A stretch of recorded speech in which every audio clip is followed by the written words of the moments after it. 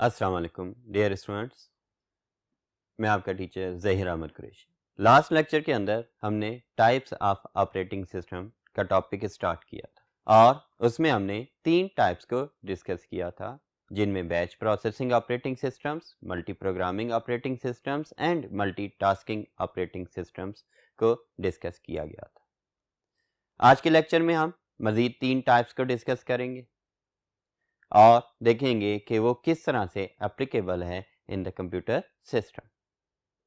तो आज जो टाइप्स डिस्कस करेंगे हम उनमें टाइम शेयरिंग ऑपरेटिंग सिस्टम आ जाएगा, रियल टाइम ऑपरेटिंग सिस्टम्स आ जाएंगे और मल्टी प्रोसेसर ऑपरेटिंग सिस्टम्स के टॉपिक को डिस्कस किया जाएगा।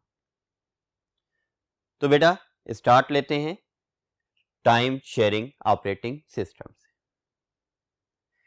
कल के लेक्चर में हमने मल्टी टास्किंग ऑपरेटिंग सिस्टम के बारे में डिस्कस किया और उसमें देखा था कि सीपीयू मल्टीपल टास्क को साइमल्टेनियसली एग्जीक्यूट कर रहा होता है बाय स्विचिंग देम।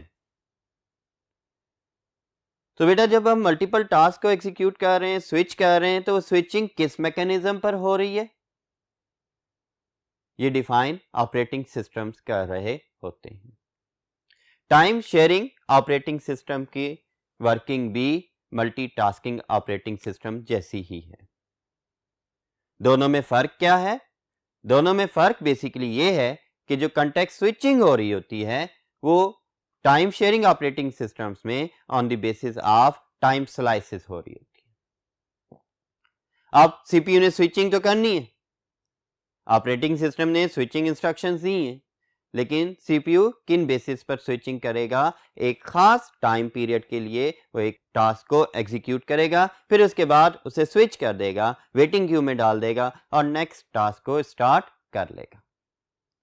वो खास टाइम स्लाइस क्वांटम कहलाता है, जो कि 2 नैनोसेकंड्स, 1 नैनोसेकंड या इसी तरह से जितने हाई स्पीड प्रोसेसर्स होंगे उसी हिसाब से उसके यूनिट्स में टाइम को मैनेज कर रहा होता है।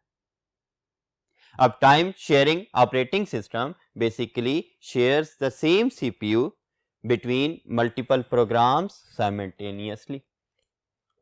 अब ये भी सेम सीपीयू को शेयर कर रहा है between multiple programs that are loaded in main memory, और वही जो कि मेन मेमोरी में लोडेड है, सबके साथ वो साइमल्टेनियसली मल्टीपल प्रोग्राम्स के साथ क्या कर रहा है? सेम सीपीयू को शेयर कर रहा है। सीपीयू एक है, मल्टीपल प्रोग्राम्स हैं और तमाम के तमाम प्रोग्राम्स मेमोरी में लोडेड भी हैं और उसके साथ साथ वो मल्टीपल स्टेजेस पर उनके ऊपर ऑपरेशंस भी परफॉर्म हो रहे हैं। It provides a very short period of CPU time to each program. ये क्या कहता है? Time sharing operating system provide करता है short period of time to each program called time slice और quantum. Fix amount of short period of time provide करता है हर प्रोग्राम को फॉर एग्जीक्यूशन। सीपीयू 2 नैनोसेकंड्स के लिए एक टास्क को परफॉर्म करेगा, उसके बाद स्विच कर देगा टास्क 2 पर, फिर 2 नैनोसेकंड्स के बाद वो अगर कंप्लीट भी हुई या नहीं हुई तो वो उस टास्क को 2 नैनोसेकंड्स के लिए एग्जीक्यूट करके फिर उसे वेटिंग क्यू में डालता जाएगा, स्टैकिंग बनाता जाएगा और उसके साथ नेक्स्ट टास्क को लोड कर लेगा। इस तरह से फिक्स टाइम के अंदर मल्टीपल टास्क परफॉर्म होती जा रही हैं। जितनी भी टास्क रैम के अंदर मौजूद हैं तमाम टास्क को वो क्वांटम के थ्रू एग्जीक्यूट करता रहेगा। CPU switches between the programs at extremely fast speed. ये स्विचिंग कर रहा होता है with extremely fast speed by giving the impression for having their own CPU. यानी मल्टीपल यूजर्स या मल्टीपल प्रोग्राम्स को ये इंप्रेशन जा रहा होता है कि हर प्रोग्राम के लिए उनके पास अपना सीपीयू मौजूद है। लेकिन अगर देखें तो बेसिकली सीपीयू स्विचिंग परफॉर्म कर रहा होता है और इतनी फास्टली विद टाइम स्लाइस के यूजर्स को ये इंप्रेशन ही नहीं जाता कि एक ही सीपीयू परफॉर्म कर रहा है या कोई टास्क डिले भी नहीं आ रहा होता। It is used in mini computers and mainframe computers. बड़ा important and MCQ point आपके पास आ गया कि टाइम शेयरिंग ऑपरेटिंग सिस्टम्स कहाँ यूज हो रहे होते हैं, mini computers and mainframe computers के अंदर, to support large number of users in big organizations. जो बिग ऑर्गेनाइजेशंस हैं लाइक एयरलाइन, जिसके अंदर एट अ टाइम हजारों यूजर्स टास्क परफॉर्म कर रहे होते हैं।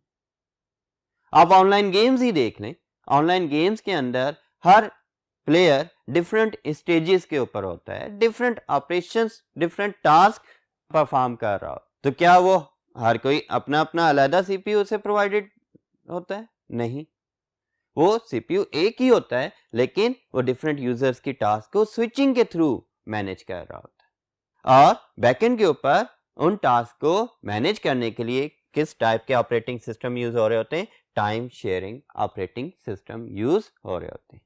Basically mini computer and main frame computer server computers होते हैं, और सर्वर्स के ऊपर थाउजेंड्स ऑफ यूजर्स को एट अ टाइम मैनेज करने के लिए, उनकी टास्क परफॉर्म करवाने के लिए हमारे पास time sharing operating systems use हो रहे होते हैं।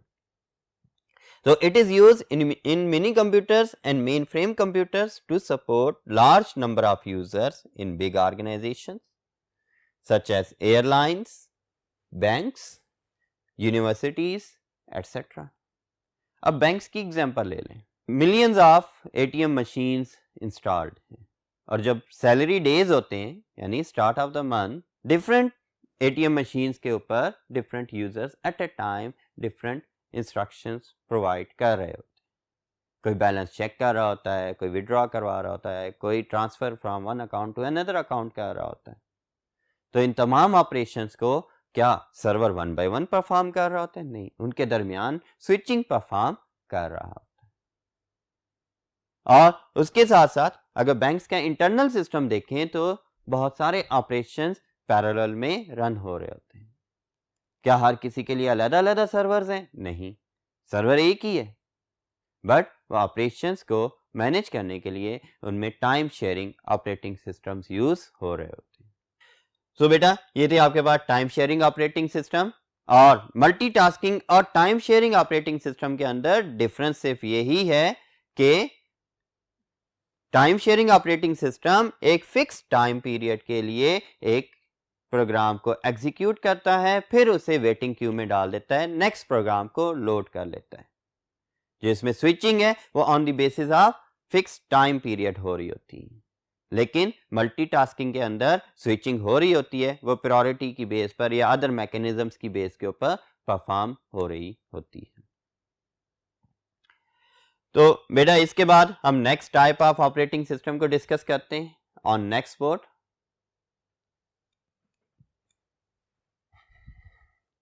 तो बेटा, नेक्स्ट टाइप हमारे पास आ जाती है रियल टाइम ऑपरेटिंग सिस्टम। बच्चों, आजकल आईटी का दौर है और आप लोग जानते हैं रियल टाइम एप्लीकेशंस को, या रियल टाइम सिनेरियोज ही ले लेते हैं। रियल टाइम सिनेरियोज में सबसे मेन अगर हम एग्जांपल लें तो ट्रैफिक कंट्रोल की बात आ जाती है कि कैसे एक गाड़ी कंट्रोल की जा सकती है या कैसे traffic on the roads control की जा सकती है। ये सारा कुछ रियल टाइम में, जिसमें हमें किसी भी लम्हे का नहीं पता कि किस वक्त कौन सा ऑपरेशन परफॉर्म किया जाना है। या रियल टाइम के ऊपर देखें तो आपके पास जो ये स्पीड मॉनिटरिंग सिस्टम्स लगे होते हैं मोटरवे के ऊपर या रोड्स के ऊपर, ये भी किस में आ रहे हैं? रियल टाइम में।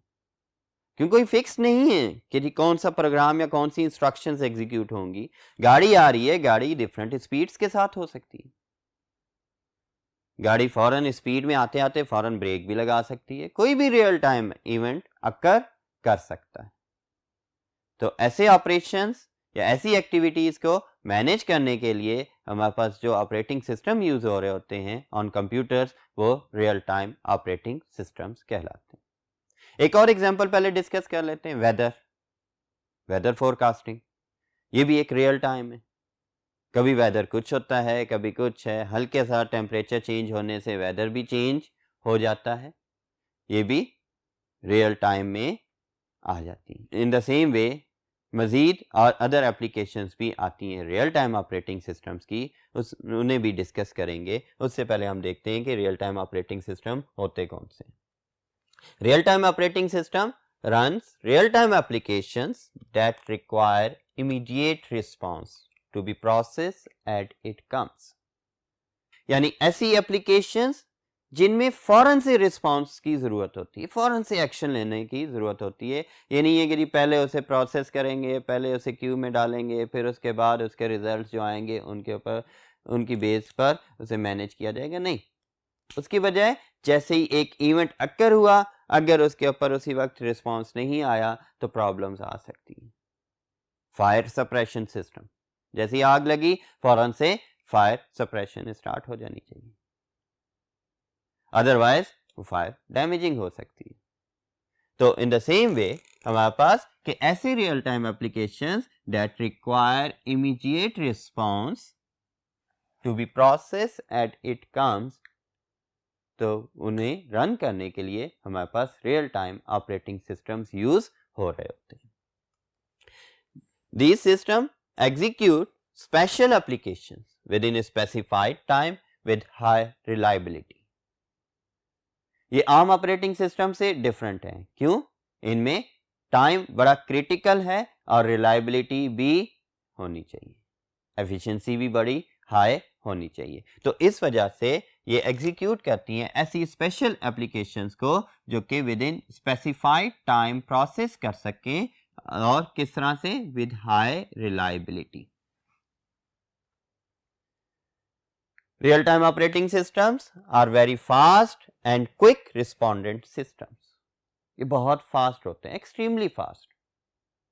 इधर से एक इवेंट अक्कर हुआ और नैनो सेकेंड्स के अंदर उसमें उसकी रिस्पांस भी प्रोवाइड कर दी। तो ये very fast and quick respondent systems होते हैं, यानी क्विकली रिस्पॉन्स कर रहे होते हैं। देन नेक्स्ट पॉइंट देखते हैं कि कहाँ यूज होते हैं। Used in environments where a large number of events must be accepted and processed in a short time.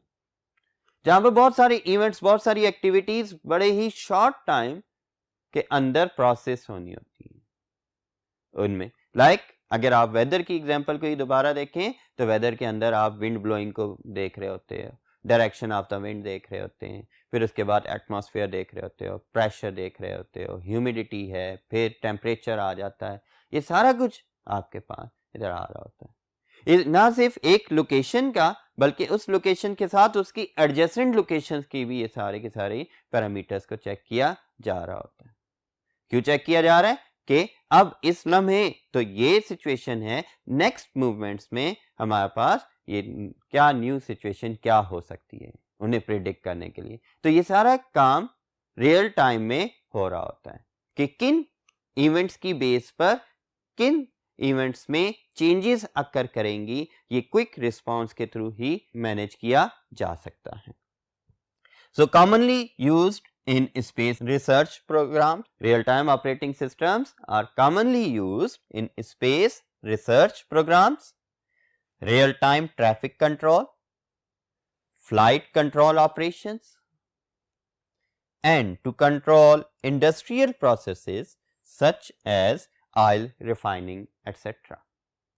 इनके लिए भी हमारे पास क्या यूज हो रहे होते हैं? रियल टाइम ऑपरेटिंग सिस्टम्स ही यूज हो रहे होते हैं। ऑयल रिफाइनिंग में मैंने आपको बताया फायर सप्रेशन की बात कर रहे हैं, फिर उसके बाद रिफाइनिंग मैग्नीट्यूड्स वगैरह के साथ में आ जाता है कि कब किस तरह से कौन सी एक्टिविटीज़ परफॉर्म होनी है, क्या ऑयल इनपुट हो भी रही है, सप्लाई हो भी रहा है या नहीं हो रहा, या रिफाइनरी उसकी चलती जा रही है। ये सारा कुछ कंट्रोल करने के लिए आपके पास क्या रियल टाइम ऑपरेटिंग सिस्टम्स आते हैं। आजकल हाइब्रिड कार्स हैं या ऑटो पायलट कार्स भी आ रही हैं, उनके अंदर भी कौन से ऑपरेटिंग सिस्टम्स हैं? उनके अंदर भी रियल टाइम ऑपरेटिंग सिस्टम्स होते हैं। एआई बेस्ड जितनी भी एप्लीकेशंस हैं या जितने भी हमारे पास टूल्स आ रहे हैं आर्टिफिशियल इंटेलिजेंस बेस्ड, उनके अंदर भी रियल टाइम ऑपरेटिंग सिस्टम्स ही यूज हो रहे होते हैं। क्यों? उन्होंने सेल्फ डिसीजन लेना होता है, सेल्फ इनपुट भी है, सेल्फ डिसीजन भी है। अभी जो सी ऑटो पायलट कार की बात कर लें, कि ऑटो पायलट है, उसने खुद डिसाइड करना है कि कब ब्रेक लगानी है, कब गियर चेंज करनी है, कब स्टीयरिंग मूव करना है। आगे कोई रिस्पांस आ रहा हो, सेंसर्स की बेस के ऊपर वो रिस्पांस कर रहे होते हैं। तो ऐसी सिचुएशंस के अंदर हमारे पास real time operating systems use हो रहे होते हैं। तो बेटा ये रहा आपके पास रियल टाइम ऑपरेटिंग सिस्टम के हवाले से टॉपिक। नेक्स्ट टाइप को डिस्कस करने के लिए हम बोर्ड 3 पर मूव करते हैं।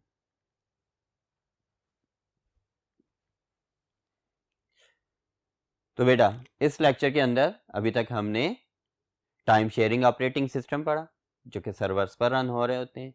फिर रियल टाइम ऑपरेटिंग सिस्टम्स पढ़े जो डिफरेंट एप्लीकेशंस में डिफरेंट टूल्स के अंदर यूज हो रहे हैं। अब हम डिस्कस करते हैं मल्टी प्रोसेसर ऑपरेटिंग सिस्टम्स को। तो बेटा अगर हम मल्टी प्रोसेसर्स की बात कर रहे हैं, अब नाम से ही हमें ये चीज समझ जानी चाहिए कि मल्टी प्रोसेसर यानी एक से ज्यादा प्रोसेसर्स की बात की जा रही है। क्या एक से ज्यादा कंप्यूटर्स की बात कर रहे हैं? नहीं, कंप्यूटर एक है लेकिन उसके अंदर प्रोसेसर्स ज्यादा होते हैं। तो बेटा अगर हम सुपर कंप्यूटर्स को देखें, मेन फ्रेम कंप्यूटर्स को देखें, तो उनके अंदर हमारे पास मल्टीपल प्रोसेसर्स लगे होते हैं, लेकिन वो इनपुट या processing one set of resources के थ्रू ही कर रहे होते हैं। फॉर एग्जांपल बस इंटरफेस यूनिट उनका एक ही होता है, मेमोरी एक ही वो शेयर कर रहे होते हैं। आईओ ऑपरेशंस के लिए आईओ डिवाइसेस वगैरह एक ही शेयर कर रहे होते हैं। हर प्रोसेसर के लिए अलग आईओ डिवाइसेस या अलग मेमोरी नहीं यूज हो रही होती, अलग बसेस यूज नहीं हो रही होती। जो डाटा मूव करना है थ्रू बसेस वो एक ही सेट ऑफ बसेस होंगे, एक से ज्यादा नहीं होते। हर प्रोसेसर के अलग अलग बसेस या आईओ या रैम वगैरह नहीं होती। तो बेटा multi processors refers to the use of two or more CPUs within a single computer system. Means two or more CPUs in a single computer system is called multiprocessor system. और ऐसे operating system जो ऐसे computer systems में run हो रहे होते हैं उन्हें हम मल्टी प्रोसेसर ऑपरेटिंग सिस्टम्स कहते हैं, और जिनके थ्रू हमारे पास मल्टी प्रोसेसिंग मैनेज की जा रही होती है। किस वक्त जो हमारे कंप्यूटर रिसोर्सेज हैं वो कौन से प्रोसेसर को रिक्वायर्ड हैं और उन्हें मैनेज करने के लिए हमारे पास multi processor operating systems use होते हैं। All the CPUs of the computer share the same main memory. याद रखना है मल्टी प्रोसेसर के अंदर हमारे पास क्या होता है, all the computers share the same main memory, buses and other peripheral devices. Her processor की अलग इनपुट आउटपुट डिवाइसेस नहीं होती जो पेरिफेरल हैं। इसके साथ साथ ना ही हमारे पास मेन मेमोरी मौजूद होती है अलग अलग से। हर प्रोसेसर की एक ही मेन मेमोरी है और वो सारे के सारे प्रोसेसर्स ने ही शेयर करनी है। जो भी टास्क लोड होगी वो उसी मेमोरी के अंदर लोड हो रही होंगी। तो it is used to obtain very high speed to process large amount of data. Multi processor operating system use होते हैं with very high speed to process large amount of data. क्यों? एक प्रोसेसर नहीं, हमारे पास मल्टीपल प्रोसेसर्स हैं और वो multiple processors क्या करेंगे, वो वेरी हाई स्पीड के साथ लार्ज अमाउंट ऑफ डाटा को प्रोसेस करेंगे। It executes a single program using many CPUs at the same time to improve processing speed. ये क्या कर रहे होते, एक सिंगल प्रोग्राम को मल्टीपल सीपीयूज के थ्रू प्रोसेस करेंगे ताकि सेम टाइम पर वो इसकी प्रोसेसिंग स्पीड को इंप्रूव कर सके। अब इसमें आप ये देखें कि लाइक कॉम्प्लेक्स एप्लीकेशंस आ जाती हैं, flight control operations, missile controlling वगैरह। एक ही प्रोग्राम है, एक ही टास्क है, लेकिन उसको मैनेज करने के लिए हमें हाई स्पीड रिस्पोंडेंट्स की ज़रूरत है जो कि बड़े फास्टली मूव कर सकें। तो उसमें हम क्या कर रहे होते हैं, उसके लिए हम multi processor operating systems use कर रहे होते हैं। और ऐसे ऑपरेटिंग सिस्टम, ऐसे कंप्यूटर्स जो इन ऑपरेटिंग सिस्टम को सपोर्ट करते हैं, computers that support multi processing have sophisticated architecture. ये सिंपल आर्किटेक्चर बेस्ड नहीं होते, ये कॉम्प्लेक्स होते हैं, सोफिस्टिकेटेड आर्किटेक्चर बेस्ड कंप्यूटर्स होते हैं जिनके अंदर मल्टी प्रोसेसर ऑपरेटिंग सिस्टम चल रहे होते हैं, which is difficult to design, और वो आर्किटेक्चर बड़े डिफ़िकल्ट टू डिज़ाइन होते हैं। इन अदर वर्ड्स कहें कि हमारे पास multi processor operating system mainframe computers and supercomputers वगैरह में ही रन हो रहे होते हैं।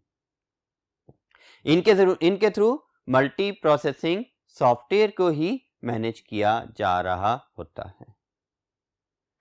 तो बेटा ये था हमारा आज का लेक्चर, जिसके अंदर हमने 3 टाइप्स को मज़ीद डिस्कस किया, जो थी time sharing operating system, real time operating system and multi processor operating system. उम्मीद है कि आपको ये समझ आए होंगे और इनके डिफरेंसेस या कंपैरिजंस आप आसानी से कर सकते हैं। अपना ख्याल रखें और मुझे इजाज़त दें। मिलते हैं नेक्स्ट लेक्चर में।